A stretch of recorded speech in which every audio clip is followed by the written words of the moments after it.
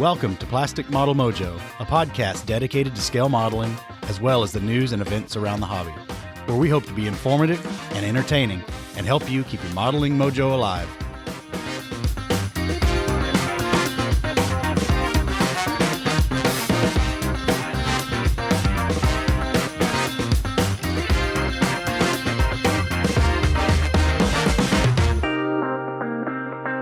Welcome back, listeners. This is your host, Mike. Dave and I thank you for joining us, be it your first time or as a regular subscriber. We appreciate having you with us. This week, we will take our final look at how 2020 sized up and what 2021 may have in store for us. We had a suggestion to place our top 3 and 4 categories 2021 plan on Facebook and see what you listeners might be up to for 2021 and provide us with your submissions. So please be on the lookout for that and let us know what you have in mind for 2021. Until then, let's take a step further into the new year with episode 29 of Plastic Model Mojo. Well, welcome back, Dave, to our second episode of the year. I know, first one recorded in 2021. Happy to see 2020 in the rearview mirror, man. Well, it's going to crop dust its way into 2021, but hopefully it won't last too much longer. Amen. Well, what's up with you and your model sphere, Dave? Well, it's actually pretty good. I'm sitting here recording the first podcast that we've recorded in 2021, watching the national championship football game out of the corner of my eye and looking back and thinking that, it could be worse. I'm not doing too bad. How about you? I got a nice size eBay gift card for Christmas, and I've been trying to decide what to clear out of my save for later stuff in my my shopping cart. I see kits in your future. Trying to see what items I'm going to get. I don't know if there's any kits in there or not, but I guess we'll run that what broke our wallet segment in the next episode. So yeah, have to wait until people have to tune in and see what Mike did. I'm doing something. I'll tell you that. Well, Mike, what modeling fluid are you sipping on tonight? Well, I'm sipping on the Bullet Orange label, their standard make again. Can you tell it's one of my favorites? Yes, absolutely. It's about a 4-peat or a 5-peat by this point.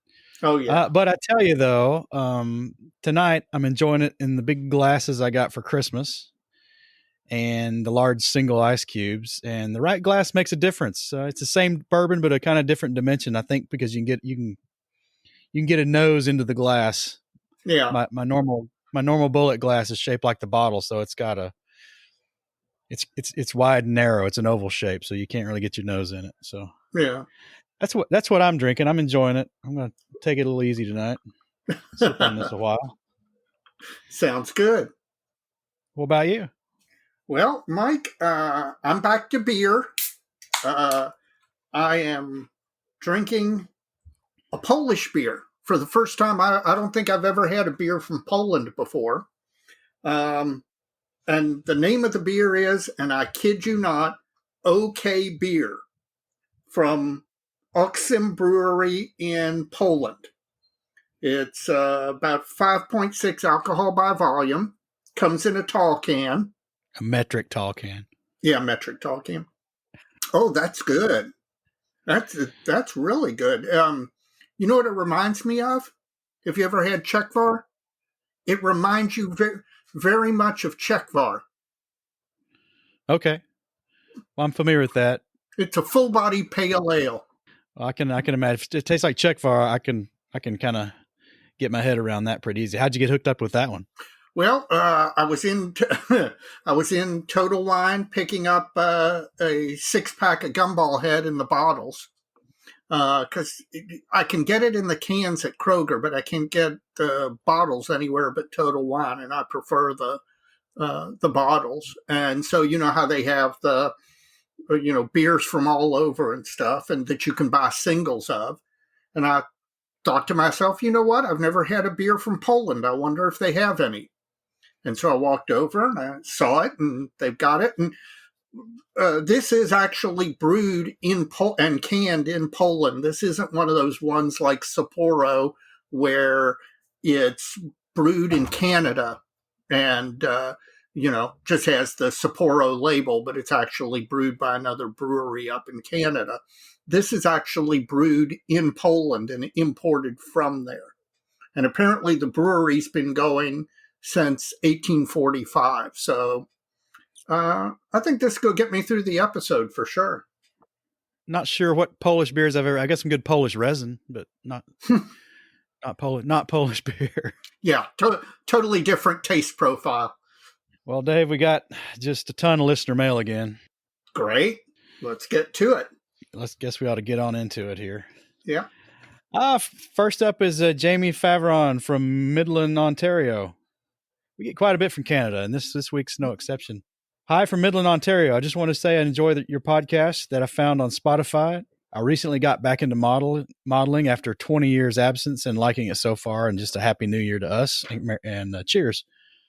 That's a long time. That's a long time to be out of the hobby, and welcome back. I hope you're enjoying the podcast, but have you noticed how many emails we've gotten recently from people getting back into the hobby? I wonder if 2020 had something to do with that or what, but it seems like we're getting a fairly large number of emails from people who are just now getting back in. We do, and this latest lot is no exception. There's several in here that, we'll get to them in a minute. That's the first one, but there's a few more. Good. Joel Middleton from Nottinghamshire in the UK. Hello, chaps. As a modeling and whiskey enthusiast, I enjoy your show. Well, we're glad you're both of those things. Yes, absolutely. I just wanted to add some thoughts to the topic of 3D printing replacing plastic modeling. I'm an engineer and do a fair chunk of CAD work, and I have 2 3D printers and use them to make all sorts of added details, replacement bits, and even full figures and kits. However, I do not see them replacing plastic kits or modeling in general. The technical problems have well been covered, but even if those are overcome, the hobby of model building would most likely carry on just as much as it does today. Good quality die-cast models from Corgi, etc., have been around for years and ages and are of comparable quality and cost to a bare plastic kit. And he thinks it's the act of building that brings most of the enjoyment and doesn't think that's going to go away. So keep up the good work. Joel from Nottinghamshire in the UK. I agree with him. I think that that it is the act of building, at least for the large portion of us. So I hope he's right. Well, I hope he's right too. And this might be my year to get into a little 3D printing. I've already done a little bit and see how I can work that into something. We've already talked about that though. Up next is Preston Culp from Wichita, Kansas. Now, Preston was actually our first listener mail ever, so he's back for a return visit. And he says our show resonates with him because he can relate to my career and your modeling interests. So that's interesting. That's good. So that means he's mostly an aircraft guy. I don't know if he does 72nd or 48th, but if he's into your modeling interests, it's most likely aircraft in some scale. Yeah. He's itching to do an armor kit and want to know a good starter kit other than Tamiya's old SDKFZ 251/1. And I already answered him via email, but I recommended if you're just getting into armor for the first time to get one of Tamiya's more recent releases. Like, well, it's not so recent now, but their BT7 kits are pretty good. And then the new KV1. Or I recommended one more to him, and I can't remember what it was. But you really can't go wrong with a Tamiya kit of, vintage in the last, I don't know, 12 years or so, wouldn't you say? Yeah. Well, I'll tell you an armor kit. I'll tell you one I would. It's not exactly armor, but one I would recommend. That's an old Tamiya kit. Is the old Tamiya Jeep? Oh yeah. Given its age and all, it is a great kit.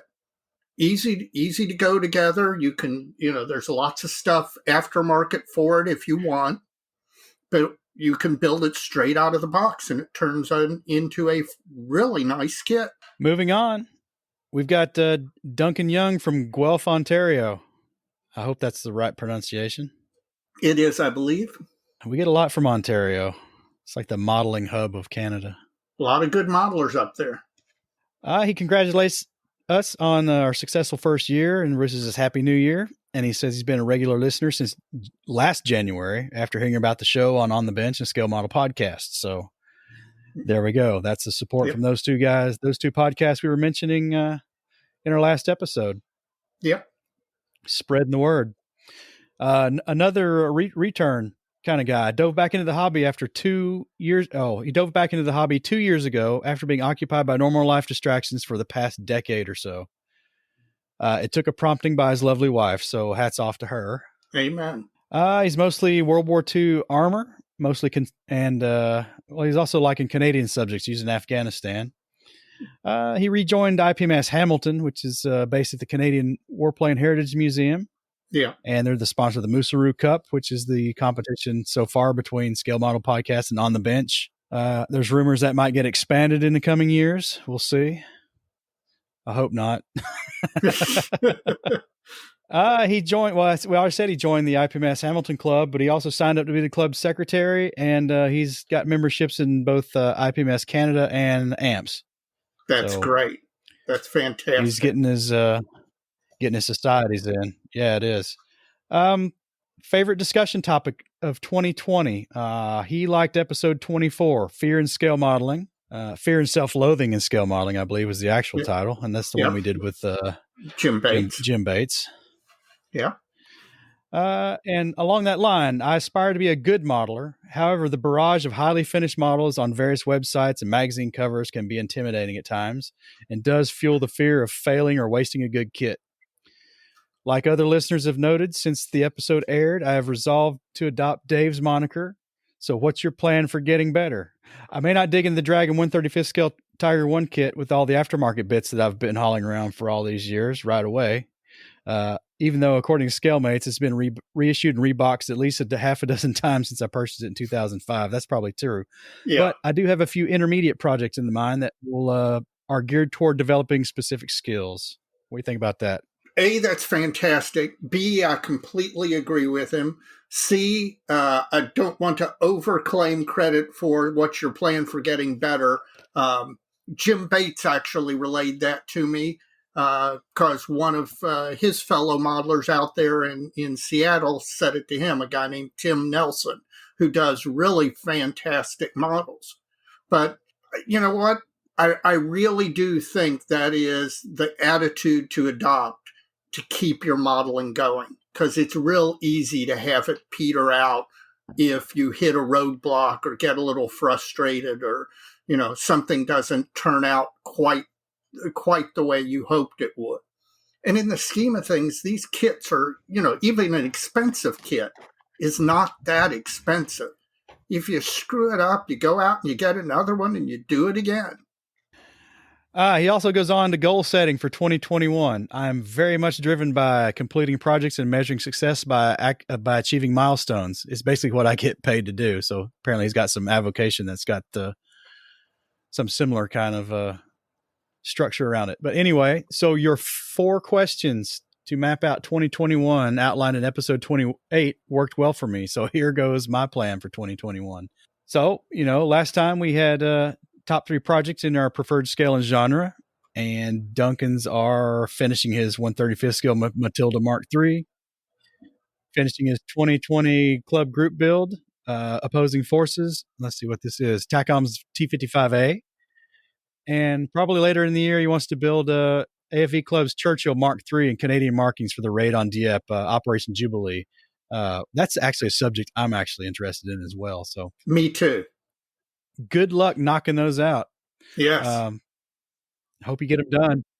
When you do that, Churchill, send us a picture. Because, again, like Mike, Dieppe is one of those things that is just endlessly fascinating in World War II.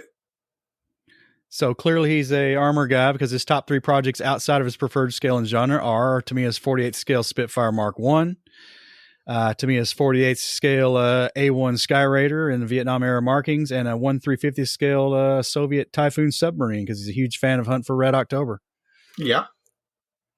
And a twist on that one, he might build a Los Angeles class blowing its ballast tanks and surfacing, which gets into his top 3 products, techniques, or skills to improve upon or try airbrush finishes in general, hairspray chipping, and resin water effects. Now, water effects is something that's kind of got me interested as well.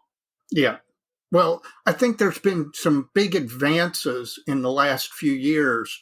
We joke sometimes about MIG and AK and all this stuff, but I do think some of the products they've released for creating water have really improved the ability of the average modeler to get a good result, something that really can be made to look like water.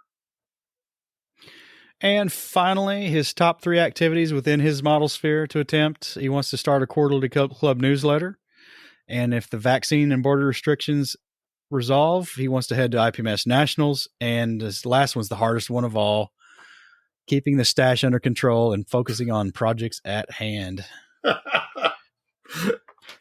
Where's the fun in that? There's no fun in that, so we know what's going to happen there. Yeah.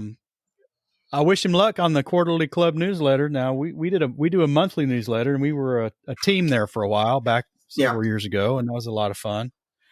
Yep. I'm still doing it to this day. Nobody else wants to do it. That's right. And finally, P.S. My modeling fluid of choice is usually or is most often a can of Dr. Pepper. So see, not everybody drinks bourbon and beer, and that's okay. Yep, absolutely it is. Another one from Canada. Our good friend Ian McCauley up in Ottawa. Happy New Year and congratulations on being the first podcast out of the gate for 2021. Now that's interesting because that was kind of a coincidence that our drop day was on a Friday and it happened to be New Year's Day. Yes, that did work. That worked beautifully. I want to make a comment about paying more for aftermarket bits than you do for a base kit. I'm sure I've been guilty of this many times. I don't look at it as a bad thing though. Some kits I've built are so good and so complete that I've had no problem building them straight from the box, no aftermarket required. Others have needed some help, or maybe I wanted to build a different version than was offered in the kit. If I can, I scratch build the improvements. He says he's Scottish, which means he's cheap, according to him. And scratch building is fun and rewarding. But if it's beyond his capabilities to scratch build something like a turn brass barrel or a PE sheet or some resin add-on bit, then he turns to aftermarket. And if I want aftermarket bits to build the model I see in my mind's eye, I buy it. It's all part of the build for me. Besides, aftermarket stuff is fun, man. Well, I got tons of it. I don't know if I'll ever use any of it, but it is fun.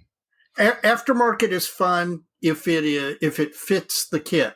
The most frustrating thing for me in aftermarket is when you buy a aftermarket resin piece or aftermarket photo and it just doesn't fit what the kit that it was designed to be used in, and you end up making a lot more work for yourself. So that's my one hesitation in regard to aftermarket.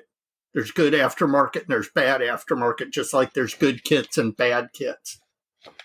And then there's really bad aftermarket. Oh, God, yes. Jesse. We don't get a last name from Jesse, but Jesse is from the Upper Cumberland area of East Tennessee, Crossville area, which I think is either between Nashville and Cookeville or Cookeville and Knoxville. I can't remember. But anyway, he's kind of from my geography originally. That's still barely East Tennessee, though. Yeah. Compared to where I'm from, which is almost in Virginia or almost in North Carolina. Anyway, greetings from Upper East Tennessee or Upper Cumberland area.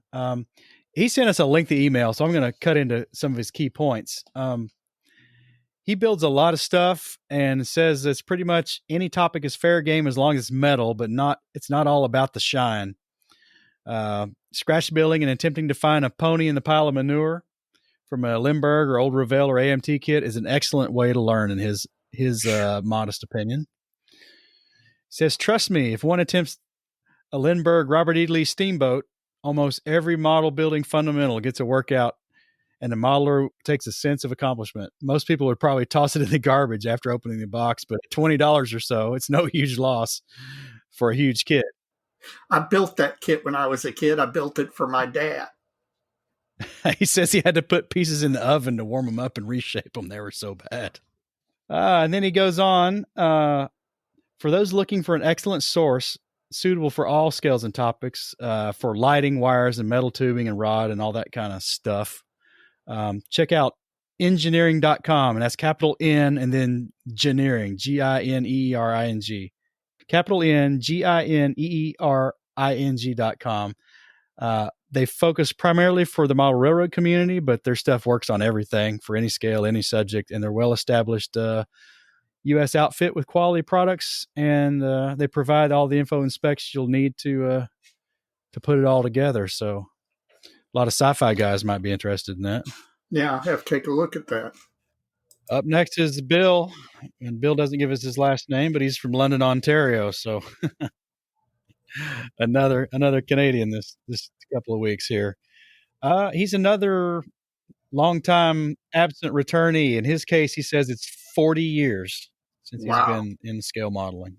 He says the first thing he did when he decided to rejoin the hobby he loved as a youngster was to get in contact with his IPMS chapter in London, Ontario. And he's joined his local and his national IPMS organization. He says he finds that the modelers he's met remind him a lot of his motorcycle guy friends he knows or vintage car guys. They'll answer any dumb question, lend encouragement, and go way out of their way to help somebody in need. Truly amazing group of people. So it's a good shout out for the London, Ontario club. Well, and you know what that is? I've said it a couple of times before. Modelers as a group are just some of the best guys in the world. It just, they go out of their way to help each other, watch out for each other. The vast majority of my good friends are my modeling friends. It's a great hobby. And he says, for all the old guys, join your local chapter Zoom meetings. If you're afraid of breaking something on your computer, just remember, it's nothing that $30 and a teenager cannot fix. True enough. And he goes on to say, we have an open one on Wednesday nights and have people joining us from all across Canada, the United States, and Australia. And it forces him to sit down and work on something for 2 to 3 hours, which is good. Yeah. He says he's done the Kentucky Bourbon Trail twice, both times in one day and on his motorcycle. Whoa. I recommended doing it in a bus driven by someone else. Well, it depends on how much sampling you do, I guess. Because he says he's not a big bourbon fan. He's mostly a Scots guy, but he's trying to expand his horizons. He says he's sorry he's not impressed with the Four Roses, though. Yeah, I don't know. They got a couple I like, but their principal label's not one I pick up very often. I agree. A couple more short ones. We got John Sachs from the greater Louisville area. I can't remember where John lives explicitly, but he's a fellow MMCL member in long standing. And he's been working his way through our podcasts. And he's got a couple of pet peeves he concurs with for you, Dave. Oh, I love the pet peeves, man. Says he misses the times when Hasegawa was kind of paired up with Aeromaster and their decals didn't suck. Yes. That was the golden age. I guess so. And he laments also thick sprue gates on clear parts. Yeah. And this one's kind of fun. Bob Lomosaro, the IPMS National Convention Chairman from Las Vegas, Nevada, sends us a bit of information on decanting hairspray to airbrush it for the hairspray chipping technique. He says, get it in a pump bottle. I'm like, well, yeah, that seems pretty obvious now. Bob's laid it out there on the table. Yeah, really. I hadn't thought about that. Still, I say most folks don't decant it because they're using that one brand that everybody uses. And apparently it works pretty well right out of the spray can. So yeah, that just amazes me that, that you just take a can of hairspray, point it at this model that you've worked on and painted and all of that, and then just shoot it with hairspray. It just works. I know. Listen, I've seen the pictures. I believe the guys who say it. It just boggles my mind. I guess so, man. Well, that's it for the listener mail. So if anybody wants to write into the show, you can do so at plasticmodelmojo@gmail.com or send us a message through our Facebook through Facebook Messenger. And I tell you one thing I would appreciate, if it is a listener mail intended for the on-air listeners, you might put that at the head end of the note, because we get a lot of conversations coming across Facebook Messenger, and a lot of those don't make it to the listener mail because it's kind of a one-on-one kind of thing with a listener in particular about a particular topic. So if you want it to appear on the show, let us know. Yeah, and keep it coming. Really, seriously, the biggest benefit from Mike and I doing this podcast is the fact that the interactions have just been fantastic. I've said it before.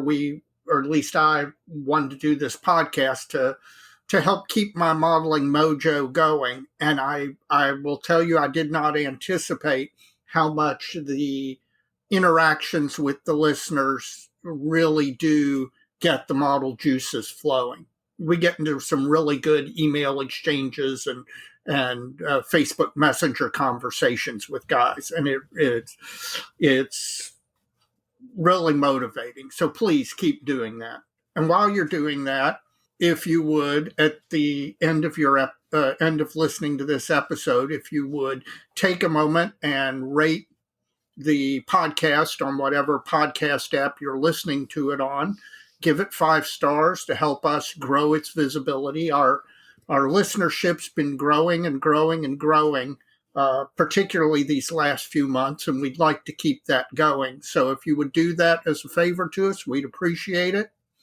Also, if you have modeling friends that aren't listening to the podcast, don't know what a podcast is, etc., if you turn them on to it, listen, show them where it is, show them how to access it, let them listen to one that you've downloaded or streamed. We'd appreciate that, because the more the merrier. It's truly an experience where the more people involved really adds to the effect. So please, if you would, tell somebody. And don't just tell them about us. There's a bunch of podcasts out there now. In fact, I think it's just about doubled in number since we started last January. Our fellow podcasts are on the bench out of Australia, and they're just eclipsed episode 100. Dave, Julian, and Ian have been having a little celebration around that episode 100. If you get out there now, there's an episode 100.1, which features Dave and I as part of their 100th celebration. We had a fun exchange with those guys a couple of weeks ago, and that can be heard now on the bench. And I don't know if it's 100.2 or 102. Dave seemed to change his nomenclature there, so not sure what's going on. But the guys from the Plastic Posse podcast here in the United States have also done a similar thing, and I look forward to listening to theirs. I haven't done that yet. In addition to that podcast, there's a scale model podcast out of Canada with Stuart Clark and company, and Just Making Conversation out of the UK. And just this week, Model Geeks here out of the United States, out of the Maryland, D.C. kind of metro area, I think. 4 modeling friends, a lot of ex-military guys, just kicked off their inaugural episode of Model Geeks podcast. So you're going to want to check that out as well. And that's not all. There's not just podcasts. There's blogs and YouTube friends we have. Model Airplane Maker, Mr. Chris Wallace up in Canada, another Canadian's got a great blog. A Scale Canadian TV by Jim Bates, another Canadian, but he's on the West Coast in Washington State.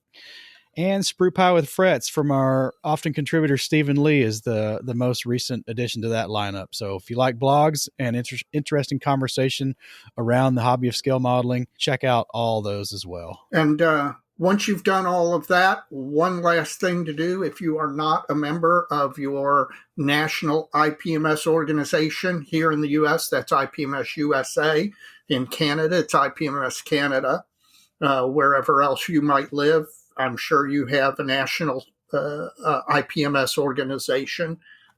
Please consider joining. It really does. They're great organizations. They do a lot for modeling. They're great guys.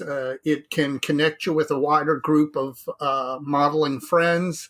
There are benefits to joining each national organization. Many of them have a magazine or publication. So if you're not a member, I'd appreciate it if you would consider joining your national organization in whatever country you live in. It's countdown to Vegas time, Dave. I cannot wait, man. I'm telling you, after missing one this year, I am so pumped for Vegas. It's not funny. Well, that's good because at the time of this recording, we are 219 days away from the IPMS National Convention in world famous Las Vegas, Nevada. Now, I didn't get up with Bob this week. There's not much news since the last episode, but we will reiterate that the pre-registration has been pushed out from next month in February until April 1st. They're trying to get, hopefully, clear of some of this COVID stuff and get pre-registration in more people's minds. But let's do something different with this episode, Dave. I saved one listener mail back from the big pile we got. This is from Bill Morris out of Atlanta, Georgia. And Bill says that he and his 15-year-old son are both hooked on scale modeling recently, and they both build armor. And Bill has made reservations for him and his son at the Rio for the IPMS National Convention this summer. And Bill's wife keeps asking, what are you going to do while you're there? And she's getting tired of hearing, look at models. So what can we help with helping Bill understand what all there is to do at the convention and what he can look forward to, as long as anybody else who might attend? Well, I've attended 22 or 23 IPMS national conventions. First one was 1985 back in Indy when I was in law school. It is so much more than a model contest. You've got the models, even if you don't enter, the models to look at, you can spend literally days looking at all of the entries. You will see some stuff that is just mind-blowingly inspirational. I always come back from an IPMS Nationals really pumped up to do some modeling. In addition, of course, the vendor room is the world's largest traveling hobby shop. You can find nearly anything that has to do with the hobby in one of the vendors. A lot of these vendors, especially a lot of the cottage vendors, they attend themselves. So, the big manufacturers send representatives and such, but a lot of the smaller cottage industry manufacturers, decal, resin, etc., the guys who actually run the company attend. So it's your chance to interact with them face to face, tell them what great products they've got, get their latest stuff, also make suggestions to them. Many of these guys are really open to hearing from the public about something that they want. Also, the books, decals, magazines, kits, it's overload. But that's not all the contest is. Usually the local chapter has set up tours of local museums with a hobby relation, like in Vegas, there's, of course, Nellis Air Force Base, and they're going to try and get a tour out to the stuff at Nellis. There's at least one auto museum out in Vegas. Of course, there's Hoover Dam. Sometimes the tours are not necessarily hobby related, but local tourist related. And finally, and to me, the most underappreciated part of the Nationals is the seminars. All 4 days, there will be going on from early morning till the convention closes, seminars on just every different subject. You'll have a seminar on airbrushing, a seminar on World War II German tank camouflage schemes, a seminar on the T-34, a seminar on making your own photo etch or making your own decal. These things are really underappreciated. They are a fantastic source of knowledge. Dana Bell, the aviation historian, he gives one on at many of the conventions, and his stuff is just fascinating. He comes with photographs that he's discovered, and always I end up learning new things that I had no idea about, particularly U.S. Navy aircraft in World War II, although he covers much more than that. The seminars are fantastic. So if you go, be sure not to overlook the seminars. And finally, you get to hang around with a bunch of other modelers. Some of the best times I have had at national conventions is sitting around a table with a bunch of other modelers, or sitting in a bar, I will admit that, with a bunch of other modelers late into the night talking. And it is amazing where the conversations go. It just, you learn stuff, you make friends. There are friends that I have in modeling that I see once a year, and that's at the Nationals.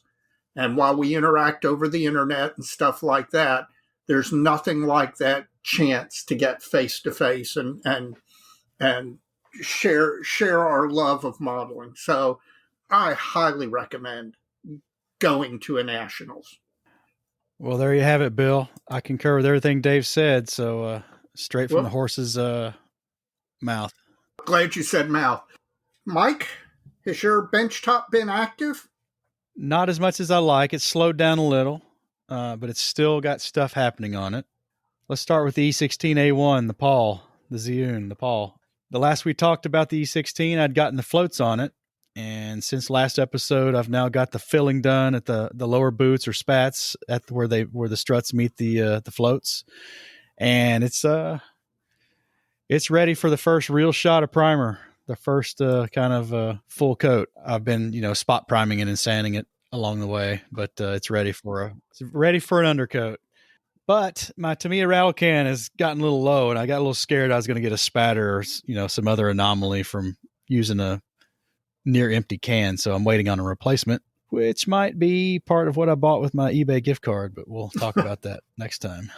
All right. I'm trying to figure out, well, the cockpit area is already painted, right? So I got to plug the holes and prime the thing. Yep. Probably going to use some foam wedges, I guess. Yep. Is that a good idea? Yes, that is generally what I do. There's some people who'll stuff toilet tissue in there, or tissue paper. My preferred way to mask off the canopy or the interior, if the canopy's not already on it, is to take some dense foam makeup wedges or packing foam and cut it into acceptably right-sized pieces, and then squeeze it into the hole for the cockpit. Of course, being foam, it expands out a little bit, so you get a nice seal around the cockpit, so you don't get any primer or paint leaking into it. So that's my go-to. I guess the one thing I still have to figure out is the decking under the canopy, like between the forward and rear compartments and around the perimeter of the cockpit, what color that needs to be, if that's going to be.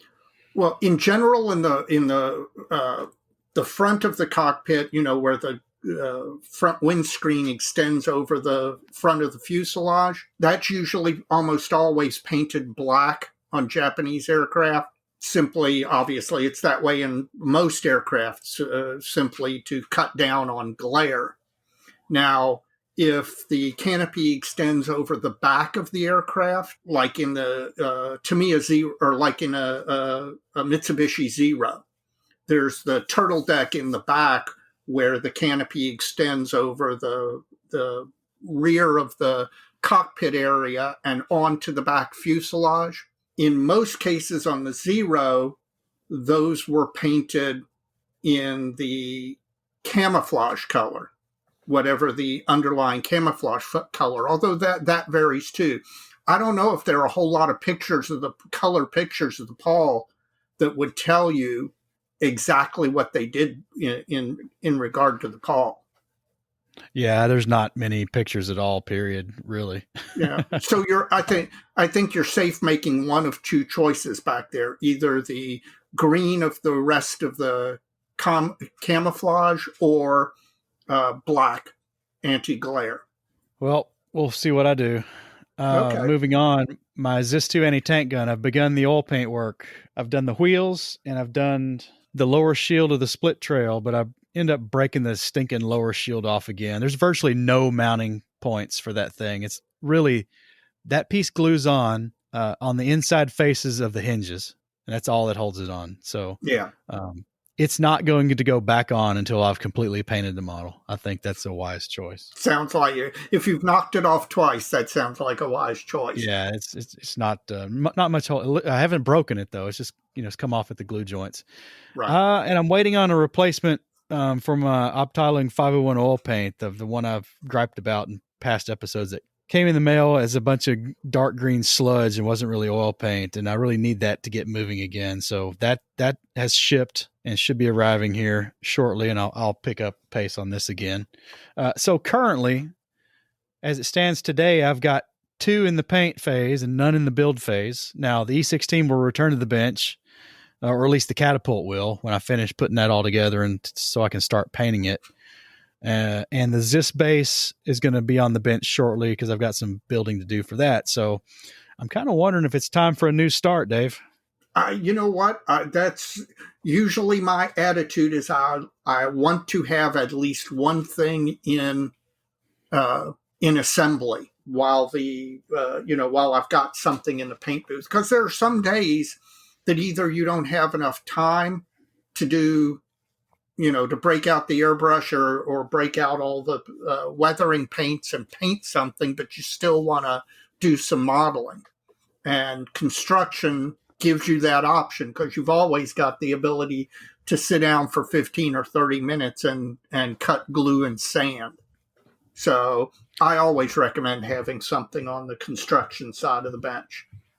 Well, what's on your construction side of the bench right now? Well, in fact, that's funny you should mention that. I am at I've got 2 on the construction side and 1 on the paint side.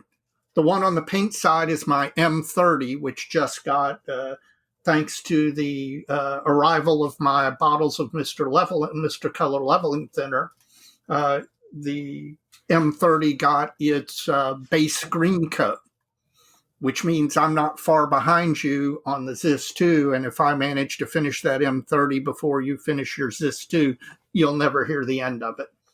But that's the only one in the paint booth. But on the construction bench, I've got 2 items. I've got the Tamiya Mosquito for the the Mosquito group build that I'm doing with Jim Bates and some of the other modelers. And then I've got Trumpeter's Tu-128, big Russian interceptor, bomber killer. This is part of my things I'm trying to do in 2021. One of those is bare metal, a true bare metal finish. And the Tu-128, in addition to being cool as heck and something I've always wanted to build and have, there's no camouflage scheme for it. Every one of them was bare metal from beginning to end. So I won't have any options. If I finish this thing, it has to be done in bare metal. So it's going to force me to do it. The kit itself isn't bad. It's fairly recent trumpeter, so it's decent fitting, but not perfect. And the problem with that is that if you're going to put a bare metal finish on something, your construction has to be darn near perfect, and your rescribing, which I also want to work on, also has to be darn near perfect. So the Tu-128 is on the bench. I've got the main body section together, and I've been filling and sanding and filling and sanding and filling and sanding, and then priming and then refilling and resanding. And it's going to be an arduous process. This is going to take a whole lot longer than, just a regular Tamiya kit like the Tamiya Zero, where it all falls together and then you paint it with camouflage color, so you're not as concerned about the glass-like level of the finish of the primer. But we'll see. I'm enjoying it. It's challenging, but I think I'm going to have fun with it. Mike, since the last time we did it, have you looked over the release universe, and what are your thoughts on things that you're excited to see and stuff that maybe wasn't so exciting? I'll tell you, it's been kind of slow of late for the last couple of months, at least for my interests anyway. Just seems things seem slow down around Christmas. Anyway, my first one, AZ Models has a new boxing of their Kingfisher in 72nd scale. Now, Scalemates, it says it's got some new parts, so this is a later one. So I kind of want to do a yellow wing one and then a blue one. Mm-hmm. So I've got one of the original releases already. It's a nice kit. I'm probably going to get this one too. It's newish, I guess. But Right. when I saw it, I was like, yeah, it's going to have pretty good decals. It's going to be a good scheme. Yeah, I'm going to get that. So I'll be picking that one up. The Kingfisher and the Yellow Wings markings is an exceedingly attractive aircraft. You know, it's funny. A lot of float planes are until you take the floats off and put wheels on them. Yeah, well, yes. And the Kingfisher is not helped by doing that. No. I don't think I would ever recommend building one on wheels. Have you got what's your first one tonight? Well, my first one is actually more than one. Especially in the aircraft world, right at the beginning of the year, some manufacturers announced new kits. And Airfix released their 2021 kit releases, announced kit releases for 2021. And I'm faving the whole line. The 72nd scale, they're doing a Tempest Mark V, which, while we have a serviceable one from Academy, it will be really nice to have a new one from Airfix. They're doing a Mosquito B Mark 16, which, while, again, the Tamiya Mosquito is an excellent kit, Airfix is doing a later mark, which has the two-stage Merlin engines. So the nacelles look different. And while there are some conversion kits for the two-stage Merlins for Tamiya kits, this will be a kit already with that feature in it. Now, you might want to mark this point in the episode, in the recording, because I'm going to say something that I rarely say. They announced in 48 scale a de Havilland Chipmunk, and that is a really attractive aircraft, and really in 48 scale fills not only a need, but it will be, I predict it'll be wildly popular in the 48 scale community. There are a lot of those things in private hands. There are a lot of guys in the military who trained on that aircraft. So I suspect it will be a very, very popular 48 scale kit. And then finally, in 35th scale, they announced this is their own tooling. It's not, X Academy or anything. They're doing a British World War II ambulance truck. And I forget the exact name of the vehicle. Yeah, I saw that. It's never been kitted before. So it's actually an addition to what's available. It's not another version of something that somebody else already has. So, I've got to say, I was very, very impressed by their entire lineup announcement. So how about you? You got any more that really excited you? I've mentioned them before, but FC Model Trends and now T-Rex Studio have been kicking out a ton of 3D printed stuff, and I need to put a small order out to these guys, both of them actually, and check out the general quality of some of this stuff. The thing that interests me most from FC is they've got printed mesh grills for all sorts of armor subjects, and the thing that's interesting about that is, as opposed to photo etch, which are just a flat mesh grid, right? Right. These are actually 3D printed in their proper woven configuration. And they've got some for like a Soviet T-50 tank, which has kind of got this bulbous kind of standoff kind of mesh above the engine intakes, which doesn't really lend itself well to photo etch parts because of the shape. And just looks really curious. T-Rex has some interesting drive sprockets in their disassembled state. And I don't know how interested I am in that, but somebody wanting to do a sprocket off on a Panther or Tiger or Panzer IV or 3 or something like that. I can't remember which ones all they make, but those look pretty darn impressive, actually. And I'd be curious what folks end up doing with some of those things. Well, that sounds interesting. And yeah, I do think that, we talk about 3D printing and what it will do for the hobby. I think that those woven grills are really an example of a major improvement. Yes, I would agree. Well, my next is not a fave, but it's a yawn. Revell announced an F-15E Strike Eagle in 72nd scale. And now that's fine. There's nothing wrong with Revell wants to put one in their line, and I understand it. But I find it difficult to believe that their kit is going to be better than either the very recently released Academy or Great Wall Hobbies F-15s. So, I'm happy for Revell for them announcing it and putting it out, but for me, it's pretty much of a yawn because I can't see it possibly being a quality improvement over what's out there. Well, for me, and I'll tell you, I don't know if this is a fave or a yawn. We'll have to see. But Border Models has announced a Messerschmitt Bf 109 G6 in 1/35th scale. Yes, along with a JU 87 as well. Yep.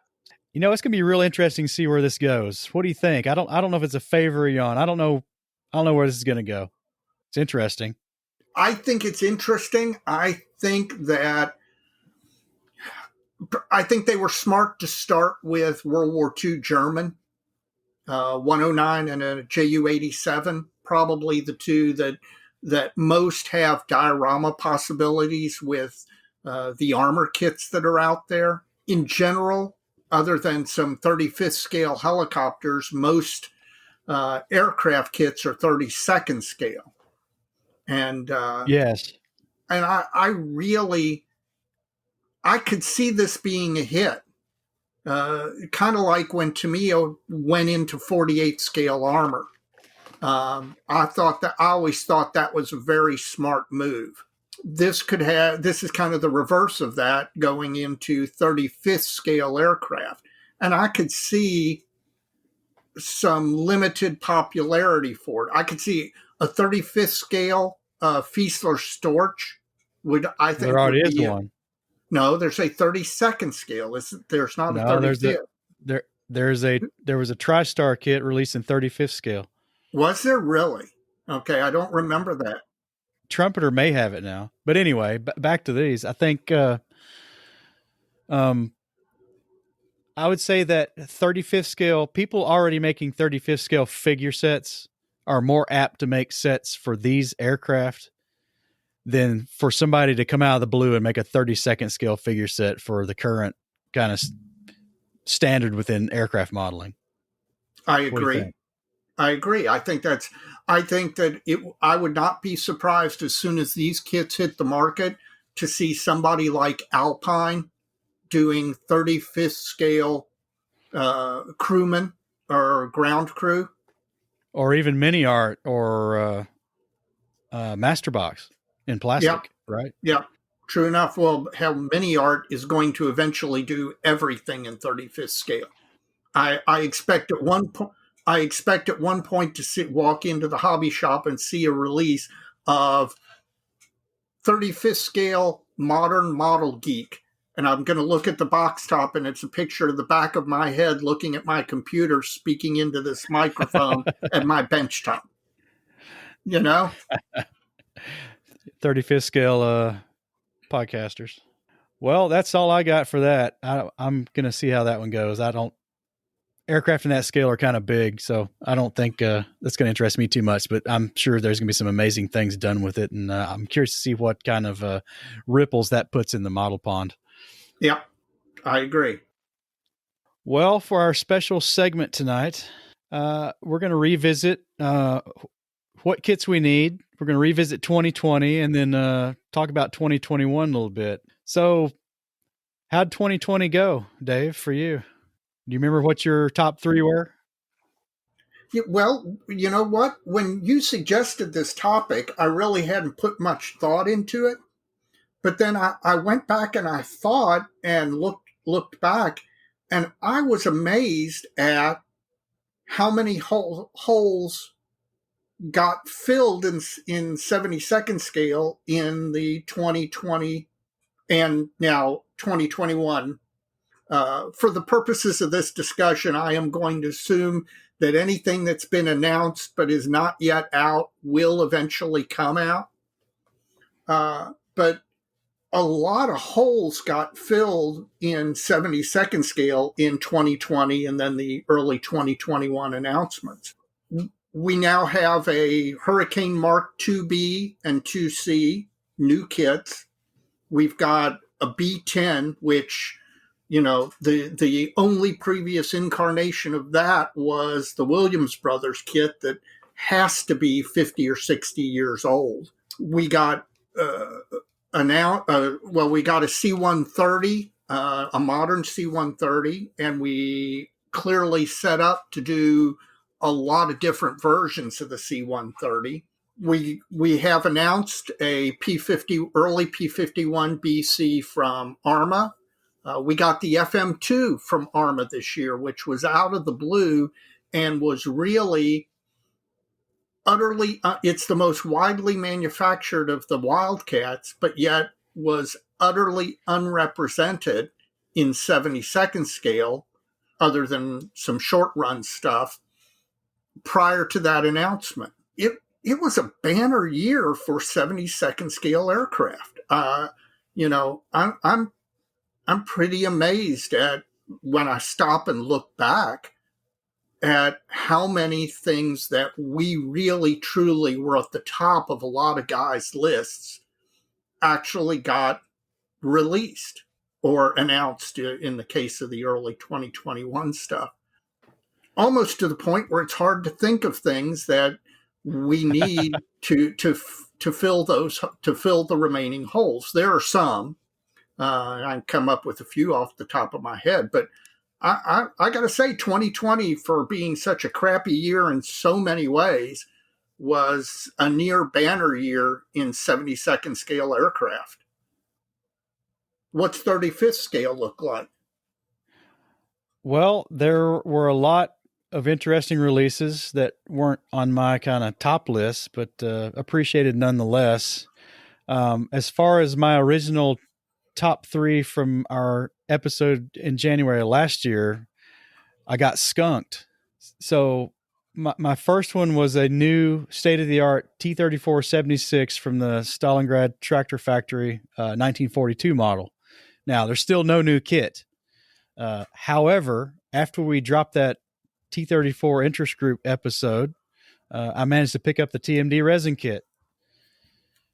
In addition to that, there have been several interesting builds of the Cyber Hobby and Dragon kit on the T-34 scale modeling group, and some guys doing some 3D printed upper hulls and things. And if somebody really wants to build that, there's a way to do it. So for me, in plastic, that one's kind of cooled a little bit. My second one was a Polish 7TP light tank. There's still no kit or even a hint of one on the market right now. Now, there was a rumor. I don't want to propagate this unnecessarily because this rumor has gone nowhere in a year, and I don't even know if it's true. But there's some scuttlebutt that maybe IBG was doing this, was trying to do this model, and they may be, but I have no way to substantiate that. That would be great. That's a very much needed hole in 35th scale armor, I think. And finally, the Soviet BT-5. Hobby Boss, gosh, everybody's heard me gripe incessantly about this for 12 months, right?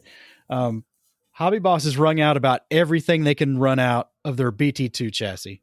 So I don't know, maybe in 2021 we're going to get a BT5 from Hobby Boss. That'd be great. I'd be first in line for that one. I wouldn't be surprised. I mean, considering they've worked all around it, you would think it would be natural to fill that hole in their line. I would think because I think a standard production BT5 would be a bigger seller than like I know a couple of their BT2 variants combined easily, Yeah. but it's maybe a lot more tooling. I don't know. So they'll have to decide. So what did come out in 35th scale in 2020 that you thought really met some needs? Well, we got the D5T ARM T34 from MiniArt. That was an interesting release. Another one that comes to mind is the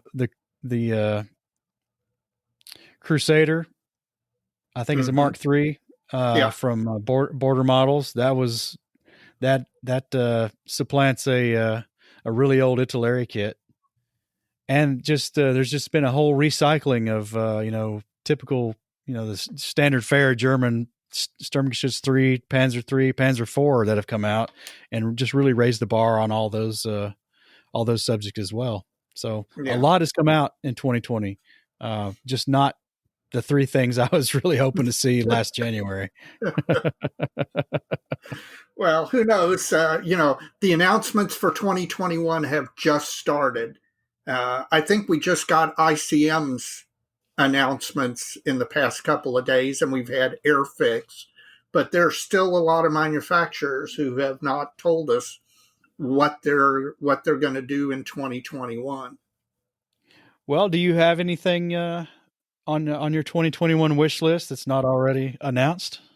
Yes, I do. Well, again, like I said, I went back. I really hadn't thought about this until you suggested this subject, and I was amazed at how many holes have been filled, and you know, just really, you have to go pretty obscure sometimes to find things that we still need. But one very mainstream thing that we absolutely need in 72nd scale is a C-46, a Curtiss Commando.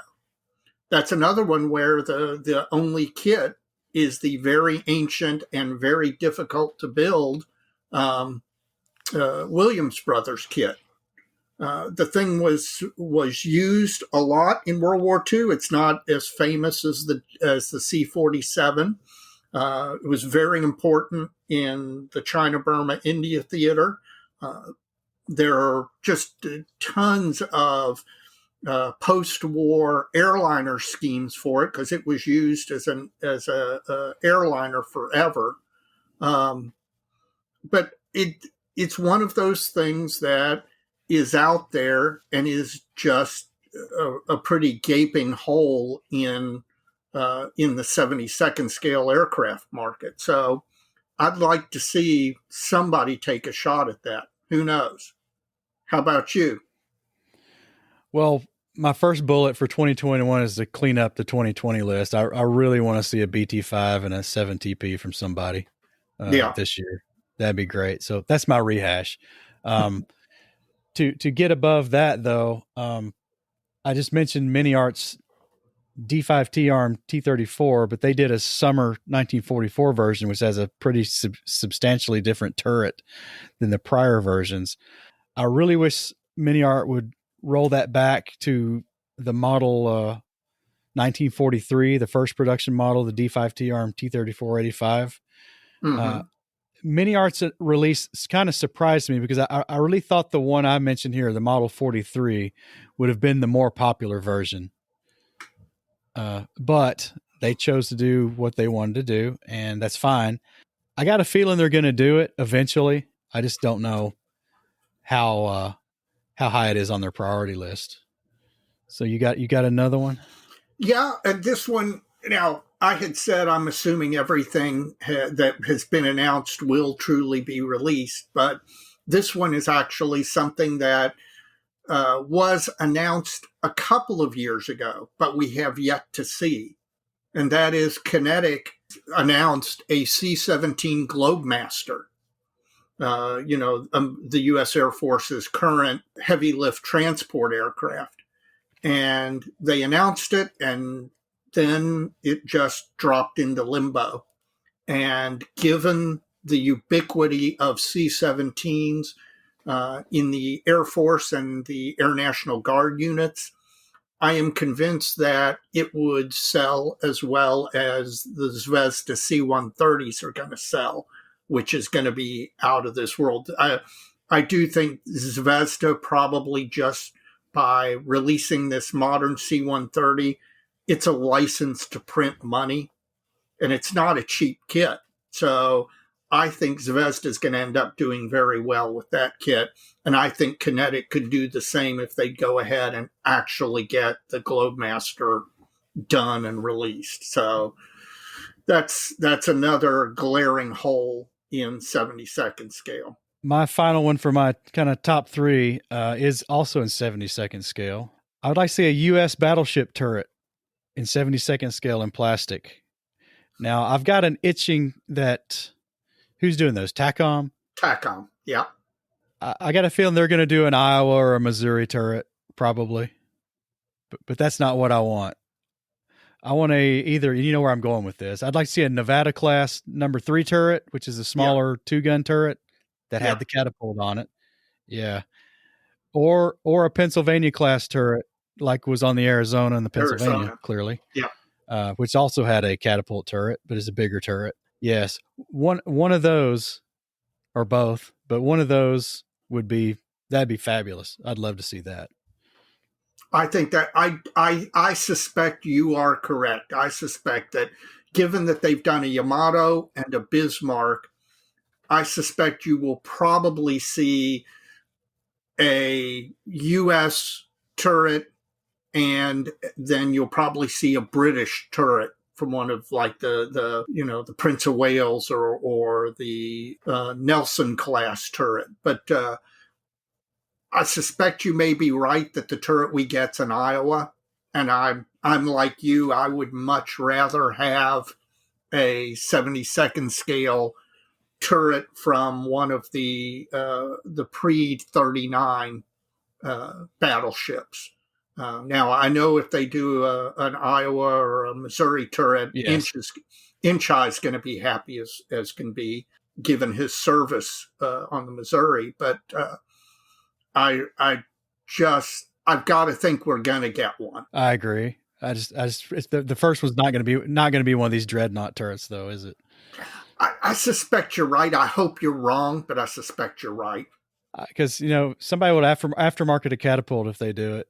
Oh yeah, hell, absolutely. Who knows? Maybe they'll kit it that way. Yeah, could be.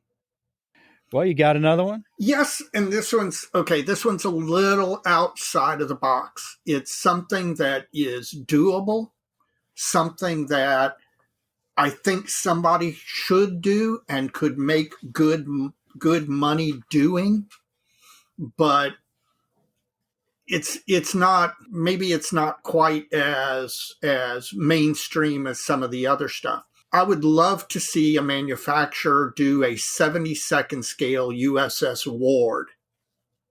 The USS Ward was a World War I 4-stack destroyer that served on into 1941 and was the patrol ship outside of Pearl Harbor on December 7th, ended up sinking one of the Japanese mini-subs.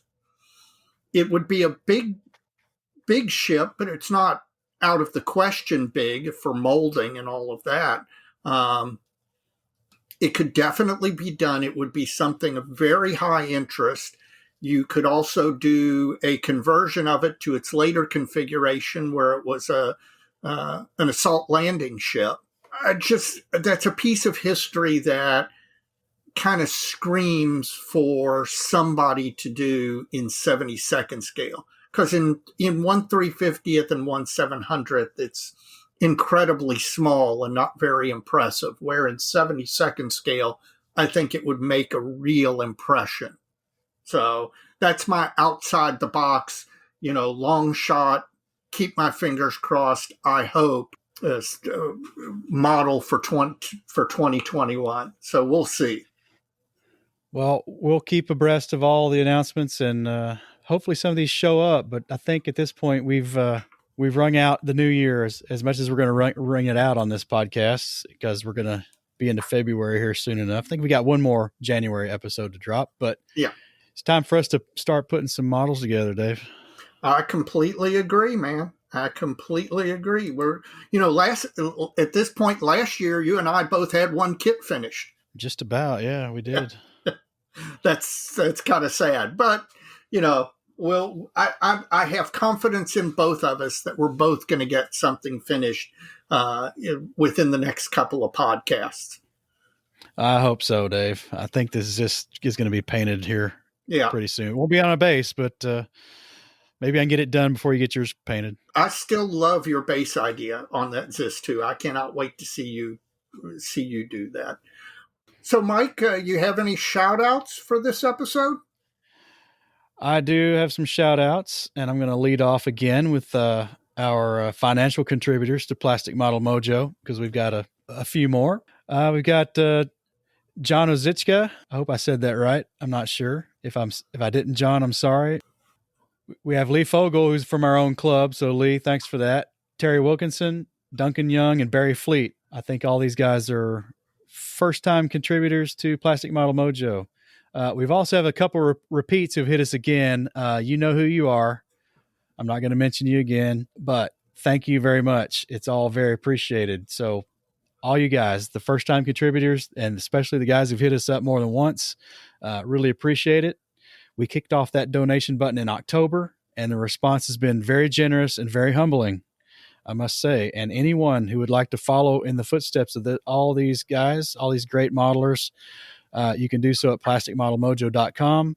Go to our website. There's a small heart in the upper right-hand corner of the screen. It's a PayPal link, and we'll let you make a contribution to our show, which helps offset all our hosting costs, our equipment costs, etc. And thank you so much, guys. Really appreciate it. Well, Mike, my shout out this month is to Roy Sutherland at Barracuda Cows. Roy is actually was a model maker on several of the Star Wars films. He's a really fantastic modeler. He also runs a really nice company called Barracuda Cows, and they do resin and decals. His resin parts are some of the finest things that I think are out there in resin. I mean, his attention to detail and the quality of the parts he releases, really second to none. I highly recommend, if you have not been to his website, Google Barracuda Cows and go take a look. He's got lots of great decals, lots of great aftermarket wheels and other things for aircraft. And, he's a great guy too. If you go to the Nationals, Roy is always there vending. And he's one of those guys who you go up to him and you ask him questions and talk to him. He is more than willing to share his time and his knowledge with you. And I can't recommend his stuff highly enough. So Roy's my shout out.